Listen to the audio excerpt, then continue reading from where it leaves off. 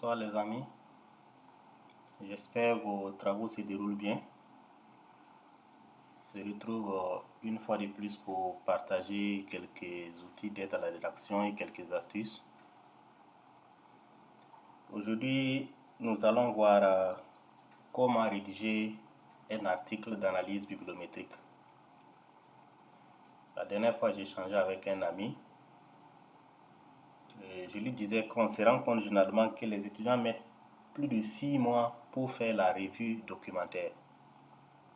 Mais pour eux, ces 6 mois-là, c'est comme une période morte. Tout le travail qu'ils font, ils ne cherchent pas à valoriser.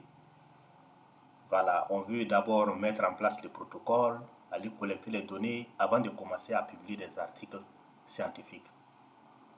Or, à partir de cette base bibliographique, on peut déjà commencer à exploiter et à produire des articles. Il y a au moins 3 types d'articles qu'on peut produire rien qu'à partir de notre base de données bibliographiques. Notamment les revues systématiques de la littérature. On peut faire plusieurs articles de revues systématiques de la littérature avec une base de données. On peut faire un article d'analyse bibliométrique. On peut également faire une méta-analyse, publier un article de méta-analyse. Mais bon, les gens collectent, c'est comme bon, ça ne sert à rien si ce n'est pas après avoir mis en place le protocole ou bien son champ école ou bien voilà, après avoir collecté les données sur le terrain. C'est comme si ce sont ces résultats-là seulement qu'on pouvait valoriser sur le plan scientifique. Donc j'ai décidé de faire cette vidéo pour partager en tout cas ma petite expérience de comment on peut utiliser les outils pour rédiger, pour exploiter en tout cas cette base de données bibliographiques. Donc vous voyez déjà, j'ai affiché un article très intéressant, How to conduct a bibliometric analysis, an overview and guidelines. Donc je mettrai le lien dans la description, vous allez télécharger, vous pouvez même traduire en français l'article pour comprendre en tout cas comment conduire une analyse bibliométrique, comment effectuer une analyse bibliométrique, voilà les lignes directrices. Voilà. Donc c'est un article très intéressant qui aborde vraiment tous les aspects de l'analyse bibliométrique, voilà, les méta-analyses dont je parlais tout de suite, voilà, les buts, quand est-ce qu'il faut l'utiliser, quand ne pas l'utiliser et la portée. Voilà. Donc, je mettrai le lien dans la description. J'ai déjà fait des vidéos pour montrer quelques outils. Depuis la recherche bibliographique sur Dimension AI, sur Lens.org, sur Google Scholar, j'ai montré comment faire, et même avec Publish or Perish, comment faire la revue documentaire, comment prendre cette revue documentaire et utiliser soit Voice Viewer ou bien BiblioShiny, exploiter cette bibliographie-là pour produire un article de revue systématique ou bien d'analyse bibliométrique. Mais aujourd'hui, je vais partager une autre démarche. Voilà. Là, je vais partir de la base des données de la modélisation d'accompagnement, les revues publiées sur les sites de modélisation d'accompagnement, qui est une démarche de recherche participative. Je veux avoir un aperçu de cette démarche-là, de l'utilisation de cette démarche-là au niveau de la recherche. Voilà. Comment les gens ont utilisé, dans quel cadre ils ont utilisé, quels sont les auteurs les plus influents, quelles sont les thématiques développées. Voilà, c'est le genre de questions qu'on se pose généralement. Mais on ne sait pas qu'il y a des outils scientifiques qui permettent vraiment de répondre à toutes ces questions. Vous trouverez la réponse dans l'article ici. Voilà. Mais également, il y a... Voilà. Il y a ce document-là qui est en quelque sorte une Bible. Hein. Voilà. C'est en anglais. Comme vous allez constater aussi, tous les articles d'analyse bibliométrique ou bien de revues systématiques, généralement c'est en anglais les gens font. Il y a très peu de travaux en français. Donc j'ai essayé de traduire les documents là, j'ai traduit en français. C'est intitulé Positionnement de la recherche et identification des tendances. C'est une boîte à outils d'analyse des données. Donc je vais mettre ça sur mon drive et partager également les liens. Vous allez parcourir et voir comment on peut en tout cas exploiter tous ces outils-là pour tirer profit vraiment des 6 mois qu'on passe à constituer, à faire notre recherche bibliographique. Voilà. Donc c'est vraiment un outil très pratique. Donc je suis venu sur la plateforme. D'habitude, les autres plateformes qu'on a déjà vues ici, lens.org, Dimension, Google Scholar, et les articles, on peut les exporter sous format BIB, BibTeX ou bien format RIS, qui est reconnu par les outils qu'on utilise généralement, VoiceOver et BiblioShiny. Malheureusement, sur cette plateforme, c'est tout juste la liste des articles publiés par année. Donc, comment exploiter, comment passer d'une liste d'articles à une base de données Zotero ou Mendeley? J'ai déjà fait une vidéo sur cette plateforme pour montrer comment on peut, en tout cas, tirer profit. Vous voyez cette liste simple comme ça, comment je peux transformer ça à un fichier BibTeX ou à un fichier RIS. J'ai copié d'abord tous les articles, toutes les références. J'ai constitué une liste ici. Voilà, comme vous le voyez ici, article sur la modélisation d'accompagnement dans des revues scientifiques à comité de lecture. Je me suis retrouvé avec 177 articles. Maintenant, moi j'ai besoin d'un fichier BibTeX ou bien d'un fichier RIS. J'ai copié toute cette base-là. Ici. J'ai tout copié. Et je suis venu ici au niveau de la plateforme Anystyle.io qui permet de convertir sous format BibTeX. Vous venez vous coller ici les références. Voilà. Mais c'est à arranger hein, parce que ça ne gère pas souvent bien. Il va falloir voir. Sinon c'est 177 et non 179. Et donc il y a deux A. Il y a eu des sauts de ligne. Donc vous cliquez ici sur Parse. Ça va tourner et puis voilà. C'est ça. Bien sûr, il ne faut pas prendre avec la numérotation. J'aurais dû annuler la numérotation avant de venir. Vous voyez, ça a mis ça comme nombre de citations. Ce n'est pas le nombre de citations. J'aurais dû supprimer ça avant de venir ici. Bon, je vais même revenir. Je vais reprendre.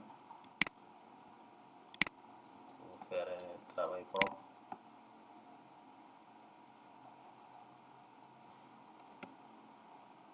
Je viens ici. Vous voyez ici. Les numéros là, j'annule avant de copier. Et venir ici.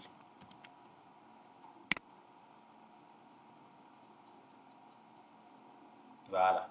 Donc, ça identifie les auteurs, la date de publication, les titres, le journal, voilà. Et je viens carrément à la fin ici et je clique sur BibTeX. Ça va exporter sous format BibTeX. Bien. Mais il va falloir compléter les métadonnées. Vous voyez ici, il y a d'autres informations qui manquent. Voilà. Par exemple, les résumés.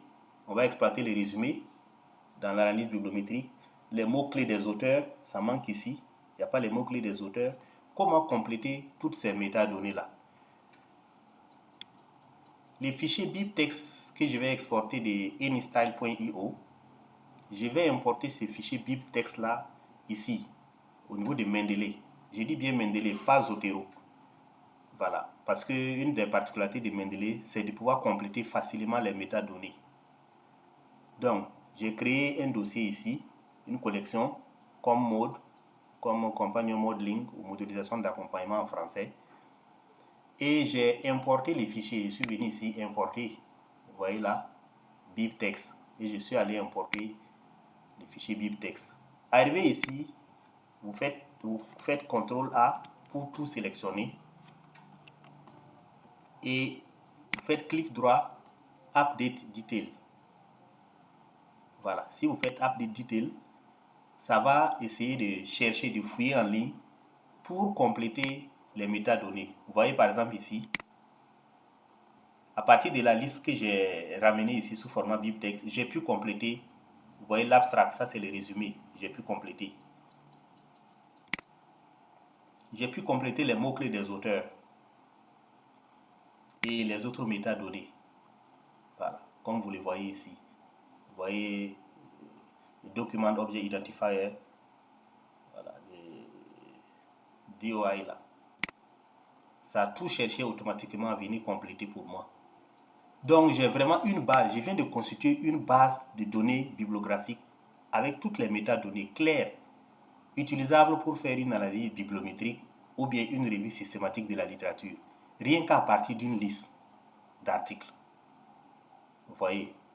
Donc ces fichiers, je fais clic droit encore, et du moins je fais CTRL A pour tout sélectionner et je fais clic droit et je dis export. Dans export, je vais exporter sous format BibTeX dans un premier temps. Si je vais utiliser BiblioShiny, voilà, j'exporte ça. Ou bien si je vais utiliser VoiceViewer, j'exporte ça sous format RIS. Les deux formats. Format RIS pour aller utiliser dans le logiciel VoiceViewer et format BibTeX pour utiliser dans le logiciel BiblioShiny, qui est une extension de R. Donc, je viens maintenant au niveau de... Je vais utiliser les deux logiciels. Hein. Au niveau de BiblioShiny, pour utiliser BiblioShiny, c'est Bibliometrix. J'ouvre RStudio. Vous voyez ici, c'est le logiciel RStudio. J'ai déjà fait des vidéos sur tout ça. Et je clique ici sur Bibliometrix. J'attends un instant. Ça va installer les packages. Voilà, ça vient d'installer les packages. Et là, vous voyez ici, il y a BiblioShiny qui est là. Vous voyez, to start with the BiblioShiny app, please digit. Donc, je copie ça. Je me positionne à la fin ici, je colle et je fais entrer pour exécuter. Là, ça va ouvrir maintenant BiblioShiny en ligne, qui va me permettre de faire les analyses, d'importer la base BibTeX, le fichier BibTeX que je viens d'exporter de Mendeley.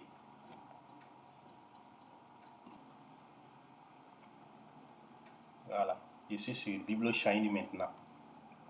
Arrivé ici, vous venez dans Data, Load, ça va ouvrir une fenêtre contextuelle à droite. Vous voyez Import.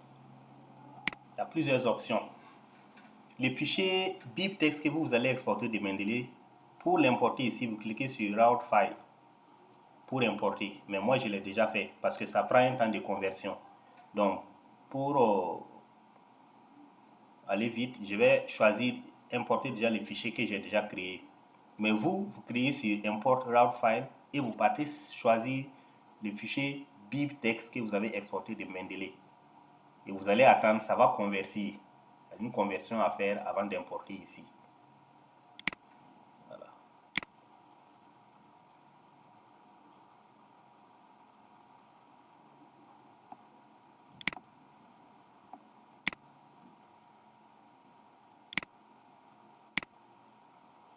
Et je clique sur Start.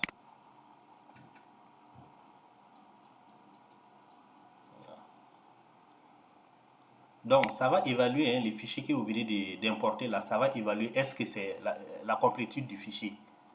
Est-ce que le fichier est complet? Ça vérifie le nom des auteurs. Parce qu'il y a certaines analyses, si ce n'est pas complet, il y a certaines analyses qu'on ne pourra pas faire. Par exemple, ici, il y a le nom des auteurs. Ça, c'est excellent. Le titre, c'est excellent. Le nombre de citations, c'est excellent. Le journal, c'est good. L'année de publication, le résumé, DOI. Voilà. Les mots-clés, c'est acceptable parce qu'il y a certains articles où on n'a pas pu avoir ces métadonnées. Mais je vous conseille de les compléter manuellement s'il le faut avant de venir ici. Les types de documents, ça c'est critique. Les affiliations, ça manque. Voilà. Mais ce n'est pas grave. Les analyses que moi je vais effectuer avec déjà ces éléments-là, je peux poursuivre. Je fais close. Et je vais vous référer à la vidéo là. J'ai fait au moins 2 vidéos sur BiblioShiny. Donc ici, si je veux voir la production scientifique, la production annuelle, l'évolution de la production annuelle, je clique ici et ça me donne ces graphes-là, qui est important. On va l'exporter. Pour exporter, vous allez cliquer ici. Vous voyez cette flèche-là, Export Plot as PNG, pour exporter en format PNG. Mais avant d'exporter, je vous conseille de venir ici. Vous voyez Setting pour paramétrer. Voilà. Parce que pour les articles scientifiques, au niveau des revues, il y a au moins des normes à respecter par rapport à la qualité des images. Généralement, c'est 300 dpi, mais on peut même augmenter. Et là aussi, même chose, on peut voilà, ramener ici.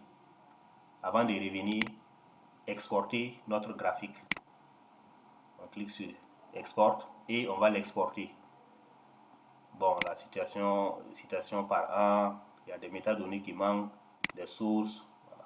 On peut voir, en tout cas, il y a beaucoup d'autres choses à faire. Voilà. Donc, on doit choisir ici d'abord le nom, c'est de suite. Production des sources par an. Voilà. Donc, pour interpréter ces données-là, ces résultats-là, je vais vous référer au manuel que je vais charger, en tout cas dans la description de cette vidéo.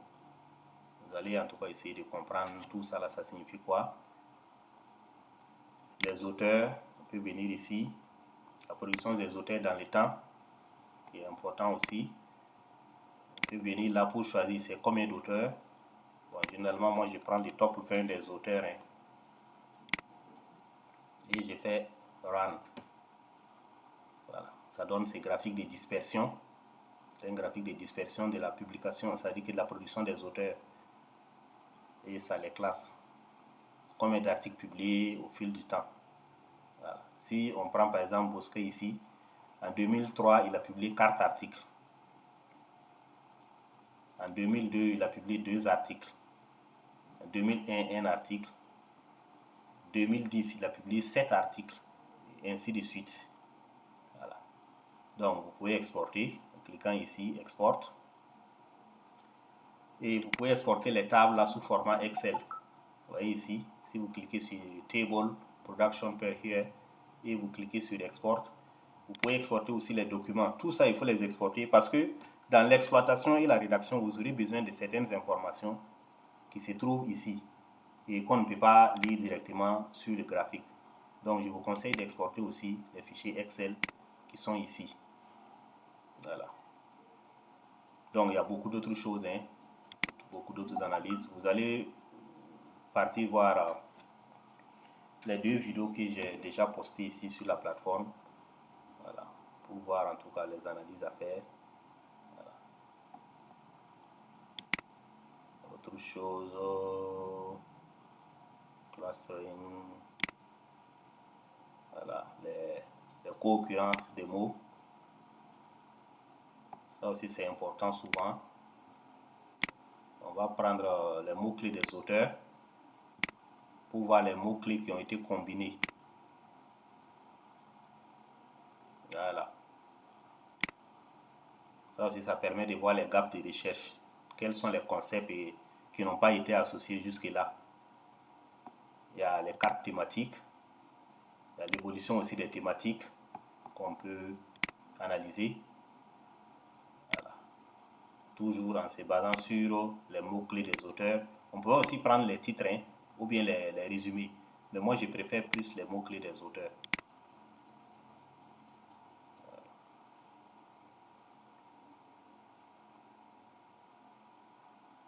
Voilà. Ça, c'est l'évolution des thématiques. Voilà. Ça aussi. Il y a déjà des vidéos qui expliquent en tout cas ces éléments-là. Vous allez les parcourir. Voilà. Ça permet de voir aussi les thématiques développées, les thèmes développés. Voilà, les termes émergents ou bien en déclin, les termes de base, les thèmes moteurs et les niches de thèmes. Voilà. C'est réparti comme ça. il y a la densité et il y a la centralité. Voilà. On verra en tout cas comment interpréter tout ça. Ok, donc jusque là c'est bon. On a vu comment constituer la base de données, comment compléter les métadonnées et exporter les fichiers BibTeX au niveau de Mendeley, comment utiliser BiblioShiny jusque là pour produire ces résultats-là, ces analyses-là. Maintenant, comment traiter, et interpréter et commenter ces graphiques? On va voir ensemble tout de suite.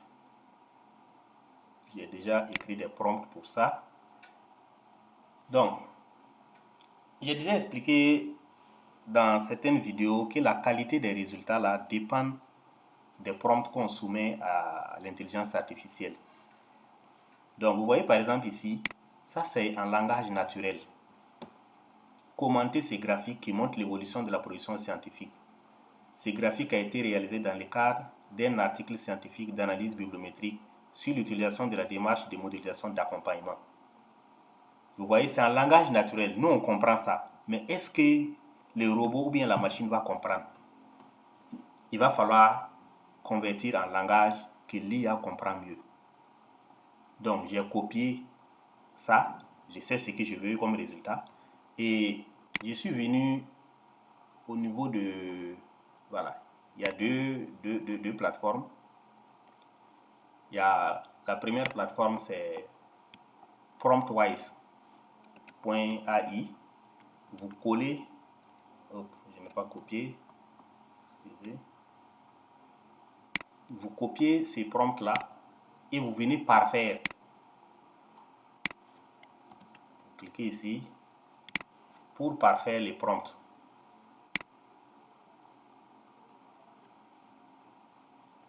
Je vais actualiser.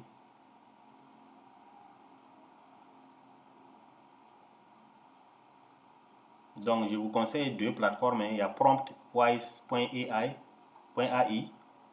et il y a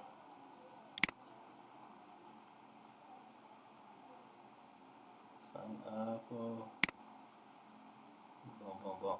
Je vais laisser ça. Ça me demande de me connecter. Je ne vais pas aller fouiller mon mot de passe. On peut venir ici également sur Prompt Perfect pour parfaire les prompts. Vous pouvez aller directement avec ça, mais les résultats, ça ne sera pas même qualité que celui qui va parfaire son prompt avant d'utiliser. Alors, je viens ici, bien sûr, j'ai choisi ChatGPT. Vous allez comprendre pourquoi je préfère ChatGPT, parce que au moins au niveau des autres plateformes d'IA, au moins au niveau de ChatGPT, il y a une mémoire. Tout ce que vous faites, ça l'entraîne au fur et à mesure, ce qui n'est pas évident des autres plateformes. Vous êtes obligé chaque fois de revenir donner le contexte. Alors qu'au niveau de ChatGPT comprend le contexte au fur et à mesure que vous l'utilisez. C'est pour ça que je préfère ChatGPT. Donc, vous cliquez ici pour parfaire les prompts là. Donc, vous venez là. Ça va vous donner en anglais, mais ce n'est pas un problème. Vous pouvez même utiliser les prompts en anglais au niveau de ChatGPT, mais ça va vous donner le résultat en français. Mais si vous voulez, vous cliquez là-dessus comme ça pour copier. Et vous partez dans DeepL pour traduire en français. Vous collez ici dans DeepL, ça va vous traduire. Donc vous voyez, le prompt initial est là. C'est vraiment très court. Commenter ces graphiques qui montrent l'évolution de la production scientifique. Ces graphiques a été réalisé, voilà, ainsi de suite. Maintenant, on a essayé de parfaire les prompts. Vous voyez que c'est plus long. Veuillez fournir une analyse de la tendance de la production scientifique décrite dans les graphiques. En réalité, c'est ça que vous voulez montrer. Mais tel que vous avez formulé, le robot, la machine, l'IA n'allait pas vous comprendre. Ces graphiques font partie d'un article scientifique sur l'analyse bibliométrique concernant l'utilisation de l'approche de modélisation d'accompagnement. Votre analyse doit comprendre un examen des tendances, des modèles et des idées révélées par les graphiques et la manière dont ils sont liés à l'utilisation de l'approche de modélisation d'accompagnement. Votre réponse doit être détaillée et perspicace. fournissant une compréhension complète de l'évolution de la production scientifique et de ses implications dans le contexte de l'approche de modélisation d'accompagnement. Vous voyez, vous-même, vous n'avez pas pensé à tout ça, alors qu'il fallait toutes ces précisions pour avoir un bon résultat. En outre, veillez à ce que votre analyse soit bien structurée et clairement articulée, afin de permettre une exploration approfondie de la signification des graphiques.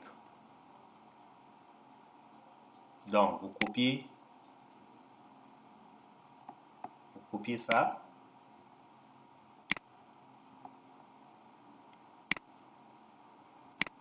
Vous pouvez créer un fichier Word pour les prompts que vous utilisez dans le cadre de vos travaux au fur et à mesure. Et là, vous pouvez vous retrouver plus facilement. Donc, on a les prompts. Mais c'est où on va aller pour commenter les graphiques. C'est une image. On a vu que c'est la plateforme Pop AI. Cette plateforme-là, popai.pro, qui permet de commenter les graphiques, les images en général. Donc, je clique ici pour uploader l'image, pour charger l'image plutôt. Donc, vous voyez ici, j'ai déjà exporté tous les résultats, toutes les analyses. J'ai choisi Annual Scientific Production. J'importe ici et je vais donner le prompt là pour commenter ces graphiques. Voilà, c'est bon. Je vais coller maintenant mon prompt et je clique ici pour l'exécuter. J'attends les résultats. Donc vous voyez, dernières années là, à partir de 2021, on observe une tendance à la baisse de la production scientifique. Cela pourrait être dû à des facteurs externes tels que la pandémie de Covid-19 qui a impacté la recherche académique de manière générale, ou cela pourrait être indicatif de changements dans les orientations de recherche. Tu vois? Donc ça nous donne même les implications, tout. Donc là, je ne vais pas prendre ça et le coller directement dans, dans mon document ou bien l'article en cours de rédaction. Je vais copier. Venir maintenant dans ChatGPT. Je vais ouvrir là. Et là, je ne colle pas. Je vais d'abord mettre la syntaxe expand. On a déjà vu dans des vidéos passées. J'ouvre les guillemets. Je colle maintenant. Je ferme les guillemets et je valide.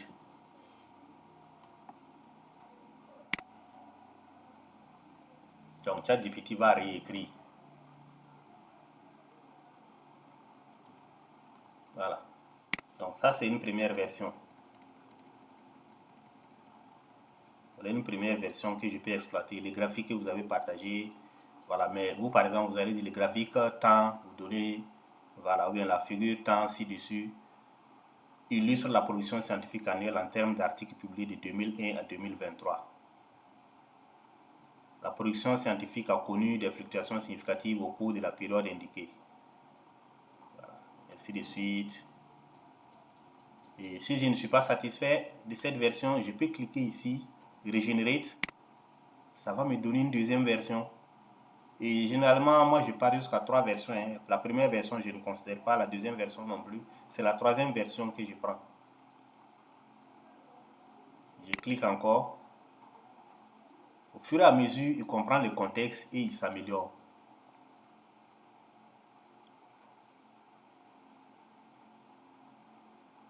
Voilà. C'est bon. Si je regarde cette version, si ça me convient, voilà. Ainsi de suite. La position scientifique a connu, ainsi de suite. Mais il y a un souci. Ces points-là, c'est comme si c'était des sous-points. Tendance générale, pic de production. Je vais lui dire de reprendre et rédiger sous format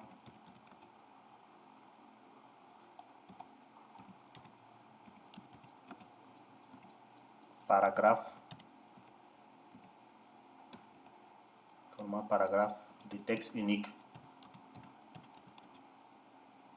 De texte unique sans sous-point.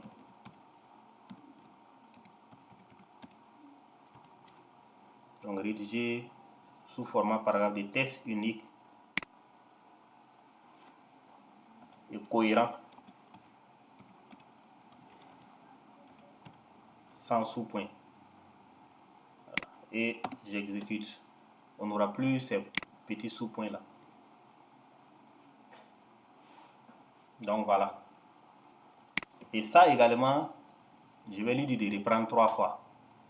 Les graphiques que vous avez partagés illustrent la position scientifique en termes d'articles. Une analyse détaillée révèle des fluctuations significatives sans tendance clairement ascendante ou descendante sur l'ensemble de la période.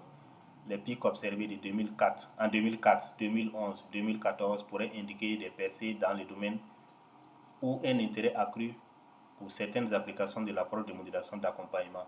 Ces pics sont souvent suivis de creux comme 2005, 2012 et 2015, suggérant un cycle de réaction où un pic est suivi d'une période de digestion des connaissances produites. Entre 2005 et 2008, ainsi qu'entre 2016 et 2020, la production semble plus stable, indiquant peut-être une maturation de l'approche dans la communauté scientifique. Depuis 2021, une tendance à la baisse de la production scientifique est observée, peut-être due à des facteurs externes comme la pandémie Covid-19 ou des changements dans les orientations des recherches. Cette analyse suggère que l'approche de modulation d'accompagnement est dynamique avec des points d'intérêt accrus suivis de consolidation. Il est recommandé d'examiner le contenu des articles publiés pendant les pics pour identifier des thèmes qui ont stimulé la recherche et d'analyser les facteurs contribuant au creux, ainsi de suite. Ça nous renvoie ici aux autres analyses. Vous voyez les thématiques. Après les pics, je vais vous montrer peut-être la structuration de l'article en question.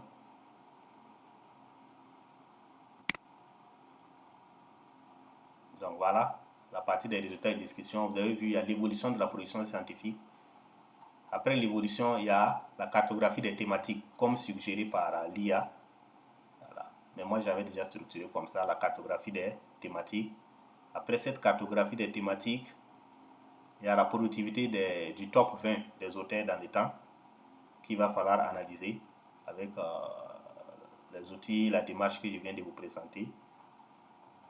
Il y a également les réseaux de collaboration des auteurs. Mais là, ces graphiques a été élaboré dans VoiceViewer. Voilà. Mais bon, je vais vous laisser en tout cas aller suivre la vidéo sur VoiceViewer pour voir comment importer les fichiers, comment créer ces visualisations, ces analyses. Voilà. Donc, je me résume. Pour rédiger un article d'analyse bibliométrique, parce que j'ai constaté que c'est vraiment très rare en français, quand vous lancez la recherche, tous les articles sur lesquels vous tombez, c'est en anglais ou dans les autres langues. Alors que les outils sont à la portée de tout le monde. C'est des outils très pratiques qui ne nécessitent pas de payer même un rond, comme vous avez vu ici. Voilà. Donc la démarche, il faut d'abord constituer la base des données bibliographiques. Et pour cela, soit on part sur les bases de données telles que Dimension AI ou bien Lens.org ou bien Google Scholar, ou bien on peut utiliser Publish or Perish, le logiciel Publish or Perish, pour mettre nos mots-clés de recherche et chercher la documentation. Ensuite, on importe dans Mendeley pour compléter les métadonnées. Il y a des vidéos sur tout ça sur la plateforme, sur la chaîne YouTube, là vous pouvez les parcourir. Vous importez dans Mendeley pour parfaire, pour compléter les métadonnées. Ou bien si c'est une liste d'articles que vous avez, comme ce que je viens de voir, je suis allé sur la plateforme de l'association ComMode qui a recensé les articles publiés avec leur démarche. J'ai constitué une liste de ces articles-là sur Word. Ensuite, comment passer de cette liste à une base bibliographique exploitable dans VoiceOver ou dans BiblioShiny? Il fallait utiliser le logiciel Mendeley. Je suis venu dans Mendeley ici. J'ai constitué la collection nommée ComMode et j'ai importé les fichiers bib Voilà, d'abord, il faut créer les fichiers. Si je prends ici, je copie tout. Je viens ici pour changer le format au niveau de AnyStyle. Je viens dans AnyStyle, je colle et je clique sur Parse. Après, je viens à la fin pour exporter un fichier BibTeX. Et c'est ces fichiers BibTeX que je vais importer dans la collection au niveau de Mendeley. Et pour compléter les métadonnées, je sélectionne l'ensemble en faisant CTRL A pour tout sélectionner. Ensuite, je fais clic droit et je fais Update Detail. Voilà. Si je fais Update Detail, ça va compléter les métadonnées. Tout ce qui est là comme résumé, comme mots-clés des auteurs. Voilà, ça va tout résumer. Ça va tout compléter. Et à la fin maintenant, je peux faire 3 à 4 fois. CTRL A là, si je fais CTRL A, Update là, je peux faire 3 à 4 fois Update. Voilà. Quand je clique Update, ça va commencer à compléter jusqu'à la fin. Je reprends encore Update, ça complète ce qui est manquant. Et ainsi de suite, 3 à 4 fois. Avant maintenant de faire clic droit pour exporter cette collection-là en format BibTeX si je veux utiliser BiblioShiny seulement, ou en format RIS si je veux utiliser le logiciel VoiceViewer. Donc, si j'ai fini de créer la collection, les fichiers, je viens au niveau de RStudio. J'ouvre RStudio, je coche le package Bibliometrix. Dès que je coche Bibliometrix, ça va installer les packages là, les extensions là. Et je copie maintenant BiblioShiny ici, à la fin.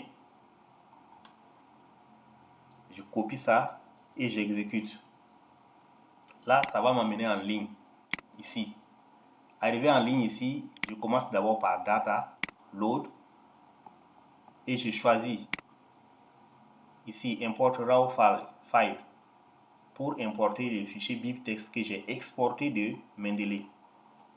Dès que ça importe ici, si ça finit, si ça me complète, je clique sur Start. Ça va prendre un temps de conversion. Si ça finit de convertir, vous aurez ça ici, ce fichier-là ici, que vous pouvez même exporter. Et je vous conseille même d'exporter. Vous venez ici dans Save, vous choisissez Excel et vous choisissez AirData Format. Il faut accepter dans les deux formats. Je vais revenir faire une vidéo pour voir ces fichiers que nous venons d'exporter comme ça, comment on peut l'exploiter pour rédiger un article de revue systématique.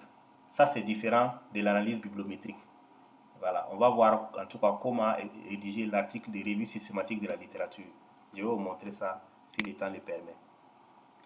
Donc, avant de commencer les analyses, je vais venir ici sur Settings pour formater les outputs, les images qui seront issues d'ici là. C'est quel format je veux que ça respecte, c'est quelle norme je veux que ça respecte. Vous pouvez mettre ici DPI, là vous pouvez mettre en tout cas au-delà de 300. Et ici, ça vous pouvez mettre la hauteur, là vous pouvez mettre à 5, 6 ou 7. Voilà. Et après ça maintenant, vous pouvez commencer maintenant les analyses. En commençant par la production scientifique annuelle. Cliquant ici, ça va vous donner les graphes et vous pouvez exporter les graphes et ainsi de suite. Voilà. Je vous renvoie aux vidéos sur BiblioShiny. Voilà. C'est vraiment ce que j'avais à partager aujourd'hui avec vous. J'espère que ça vous sera utile. Je vous dis merci et à très bientôt pour d'autres outils.